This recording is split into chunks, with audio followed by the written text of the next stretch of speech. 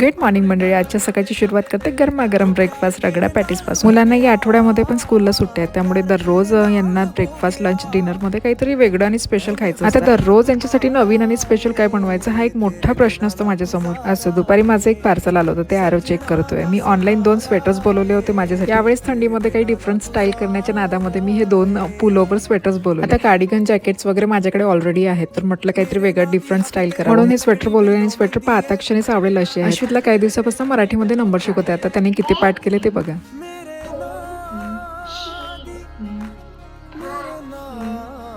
इथे नंबर्स बोलताना अश्वितने 4 आणि 6 दोन्ही नंबर खाल्ले. आज प्रवीण एकटेच इंडियन ग्रॉसरी या भारतीय दुकानामध्ये शॉपिंग करायला गेले होते. आता प्रवीण जेव्हा एकटेच दुकानात जातात तेव्हा आमच्याकडे भाजीपाला कमी आणि छोटं सामान जास्त. या सगळ्या गोष्टी व्यतिरिक्त मी प्रवीणना 2 वस्तू आणायला सांगितलं होतं, ते बाजरीचं पीठ आणि ज्वारीचं पीठ. आता बाजरीचं पीठ तर व्यवस्थित आणलेलं, पण ज्वारीचं पीठ काहीतरी वेगळंच दिसतंय मला.